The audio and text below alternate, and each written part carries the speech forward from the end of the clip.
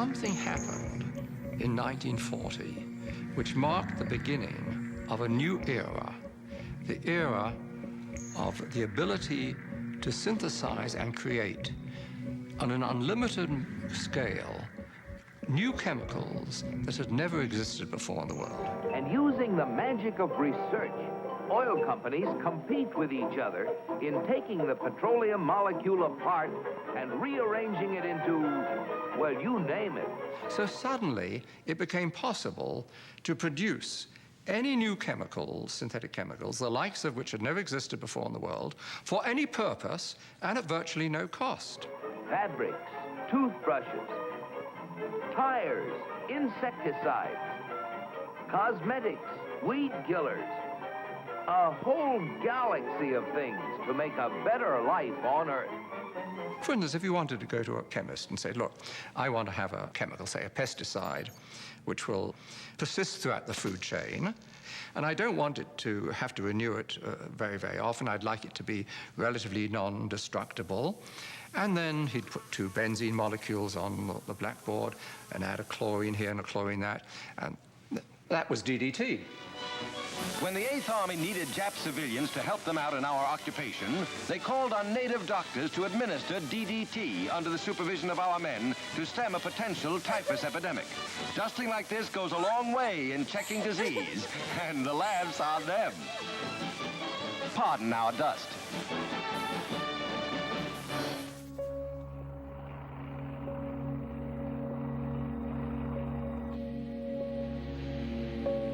As the petrochemical era grew and grew, warning signs emerged that some of these chemicals could pose hazards.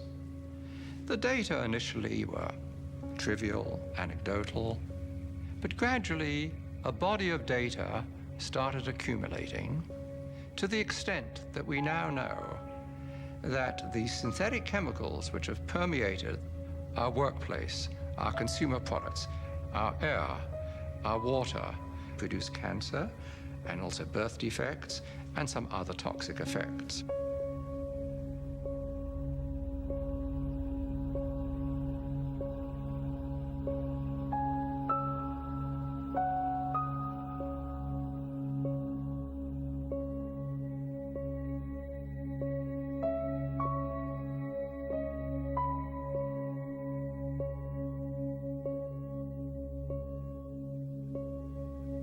Furthermore, industry has known about this, at least most industries have known about this, and have attempted to trivialize these risks.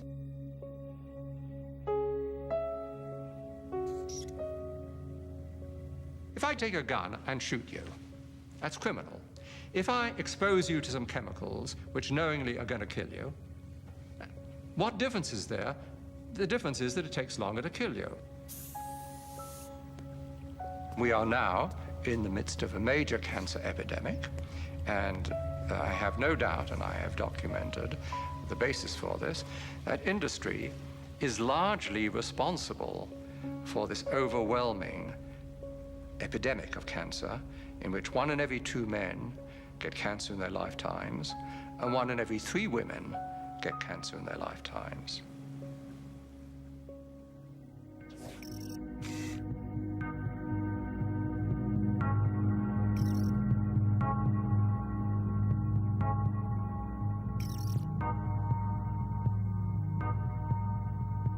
Towards the end of 1989, a great box of documents arrived at my office without any indication where they came from. And I opened them and found in it a complete set of Monsanto files, particularly a set of files dealing with toxicological testing of cows who've been given RBGH. rbST, trade name Posilac, is being used in more than a quarter of the dairy herds in the United States, according to Monsanto. The milk has been drunk by a large portion of the American population since the Food and Drug Administration declared it safe for both cows and humans 4 years ago. And at that time, Monsanto was saying, there's no evidence whatsoever of any adverse effects, we don't use antibiotics, and this clearly showed that they had lied through their teeth.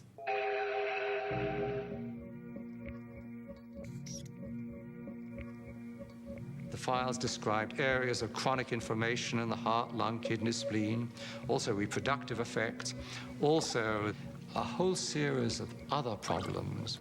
The most comprehensive independent assessment of the drug concludes that BST results in unnecessary pain, suffering, and distress for the cows. This is not acceptable for a drug designed simply to increase milk production. It is a silly product. The industrial world is awash in milk. We're overproducing milk. We actually have governments around the world who pay farmers not to produce milk. So the first product Monsanto comes up with is a product that produces more of what we don't need. Of course, you'll want to inject Posilac to every eligible cow, as each cow not treated is a lost income opportunity. But the problem was that use of the artificial hormone caused all kinds of problems for the cows. It caused something called mastitis, which is a very painful infection of the udders. When you milk the cow, if the cow has bad mastitis, some of the, and I don't know how to say this in a, I hope people aren't watching at dinner time, but the pus from the infection of the udders ends up in the milk, and the somatic cell count, they call it, the bacteria count inside your milk goes up. There's a cost to the cows. The cows get sicker when they're injected with rbGH. They're injected with antibiotics. We know that people are consuming antibiotics through their food, and we know that that's contributing to antibiotic-resistant bacteria and diseases. And we know we're at a crisis when somebody can go into a hospital and get a staph infection and it can't be cured and they die. That's a crisis. Bad for the cow, bad for the farmer, bad potentially for the consumer. The jury is out. We see a lot of conflicting evidence about potential health risks. And of course, as a consumer, my belief is, why should I take any risk? What Fox Television told us was that we were just the people to be the investigators. Do any stories you want, ask tough questions, and get answers. So we thought, this is great. This is a dream job. Fantastic. The very first thing they had us do was not to research stories, but to shoot this promo, which was The Investigators. Uncovering the truth, getting results, protecting you. And they had a film crew and a smoke machine, and we were silhouetted. Investigative reporter Steve. One of the first stories that Jane came up with was the revelation that most of the milk in the state of Florida and throughout much of the country was adulterated with the effects of bovine growth hormone. With Monsanto, I didn't realize how effectively a corporation could work to get something on the marketplace. The levels of coordination they had to have. They had to get university professors into the fold. They had to get experts into the fold. They had to get reporters into the fold. They had to get the public into the fold. And of course, the FDA, let's not leave them out. They had to get the federal regulators convinced that this was a fine and safe product to get it onto the marketplace. And they did that. They did that very, very well. Posilac is the single most tested new product in history and is now available to you specifically so you can increase your profit potential. The federal government basically rubber stamped it before they put it on the marketplace. The longest test they did for human toxicity was 90 days on 30 rats. And then either Monsanto misreported the results to the FDA, or the FDA didn't bother to look in depth at Monsanto's own studies. The scientists within Health Canada looked very carefully at bovine growth hormone and came to very different conclusions than the Food and Drug Administration in the US did. Monsanto's engineered growth hormone did not comply with safety requirements. It could be absorbed by the body and therefore did have implications for human health. Mysteriously, that conclusion was deleted from the final published version of their report. I personally was very concerned that there's a very serious problem of secrecy, conspiracy, and things of that nature. We have been pressured and coerced to pass drugs of questionable safety, including the rbST. We wrote the story. We had it ready a week beforehand. They'd bought ads. Farmers in the milk industry say it's safe, but studies suggest a link to cancer. Don't miss this special report from the investigators. That Friday night before the Monday this series was to begin, the fax machine spit out a letter from this very high-priced lawyer in New York that Monsanto had hired. It contained a lot of things that were just off-the-wall false, just demonstrably false. But if you didn't know the story and you didn't know how we had gone about producing it, would have scared you as a broadcaster, as a manager. And they decided that they would pull the story and they would just check it one more time. But the bottom line was that there was no factual errors in that story. Both sides had been heard from. Both sides had had an opportunity to speak. 1 week later, Monsanto sent the second letter, and this was even more strongly worded. And it said there will be dire consequences for Fox News if the story airs in Florida. And this time they freaked. They were afraid of being sued, and they were also afraid of losing advertising dollars at all of the stations owned by Rupert Murdoch. And he owned more television stations than any other group in America. And that's 22 television stations. That's a lot of advertising dollars for Roundup, aspartame, NutraSweet, and other products. So we got into a battle. And the first deal was the new general manager. And his name's Dave. And Dave is a salesman, and, you know, he'd pump your hand. How you doing? How you doing? Called us upstairs to his office, and he said, what would you say if I killed this piece? What if it never ran? And we said, well, you know, we wouldn't be very happy about that. And he said, well, I could kill it, you know. And we said, yes, of course, you're the manager. You could kill it. It would never air.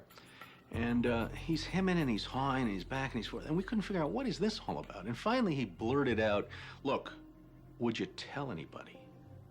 You know, I said, I'm not going to lie for you. About a week later, calls us back to the office and says, okay, we'd like you to make these changes. In fact, you will make these changes. We said, well, look, let us show you the research that we have that shows that this information you want us to broadcast isn't true. To which he replies, I don't care about that. I said, pardon me? And he said, well, that's what I have lawyers for. Just write it the way the lawyers want it written. I said, you know, this is news. This is important. This is stuff people need to know. And I'll never forget, he didn't pause a beat, and he said, we just paid $3 billion for these television stations. We'll tell you what the news is. The news is what we say it is. I said, I'm not doing that. And he said, well, he said, if you refuse to present this story the way we think it should be presented, you'll be fired for insubordination. I said, I will go to the Federal Communications Commission and I will report that I was fired from my job by you, the licensee of these public airwaves, because I refused to lie to people on the air. And it's thank you very much. You'll hear from us right away. Well, 24 hours came and went, and we didn't hear a thing. And about a week later, he calls us back, and now we've changed strategies.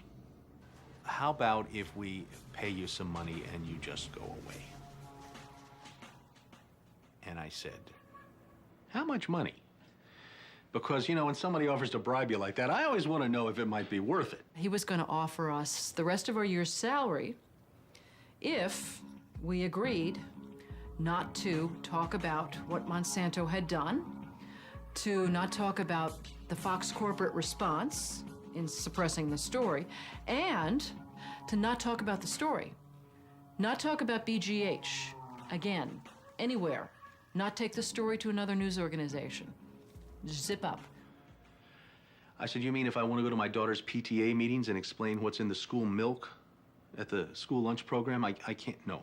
You can never speak about this anywhere. And Steve says, okay, write it up. And I'm like, write it up? What are you talking about? Write it up. And I didn't say anything. And Dave, he wrote it up. And he FedExed it to us a couple days later. And he said, are you gonna sign? And we said, nah, Dave, we're not gonna sign that. And he said, well, send it back, okay? I said, no, Dave, we're not gonna send that back. It was, okay, we can't buy you out. We can't shut you up. Let's get the story on the air in a way that we can all agree it will go on the air. And we started rewriting and editing with their lawyers. Well, during this 8-month re-review process, I say, jokingly, they did things like, for example, they wanted to take out the word cancer. You don't have to identify what the potential problem is. Just say human health implications. Any criticism of Monsanto or its product, they either removed it or minimized it. And it was very, very clear, I would say, almost every edit they made to the piece, that was the aim. And we changed this and this and this, and then that wasn't good enough. Okay, now change this and this and this. Now change this and this. Version after version after version, 83 times. 83 times is unheard of. It doesn't happen. You shouldn't have to rewrite something 83 times. Obviously, they didn't want to put the thing on the air, and they were trying to drive us crazy and get us to quit or wait until the first window in our contract so that they could fire us. They, in effect, announced that they were going to fire us for no cause. Well, this was a little much. And Steve wrote a letter to the lawyer in Atlanta, whose name is Carolyn Forrest, the Fox corporate lawyer. And I said, you know, this isn't about being fired for no cause. You're firing us because we refused to put on the air something that we knew and demonstrated to be false and misleading. That's what this is about. And because we put up a fight, because we stood up to this big corporation, and we stood up to your editors, and we stood up to your lawyers, and we said to you, look, there ought to be a principle higher than just making money. And she wrote a letter back and said, you are right. That's exactly what it was. You stood up to us on this story, and that's why we're letting you go. Big mistake. Big mistake. That says retaliation. You can't retaliate against employees if they're standing up for something that they believe is illegal, that they don't want to participate in. So that gave us the whistleblower status that we needed in the state of Florida to file a whistleblower claim against our employer. And as far as our 2 or 3 years later, we got to trial. 5 weeks of testimony led to a jury verdict of $425,000, in which the jury determined that the story they pressured us to broadcast, the story we resisted telling, was in fact false, distorted, or slanted. Fox News appealed the verdict. 5 major news media corporations filed briefs with the court in support of Fox's appeal.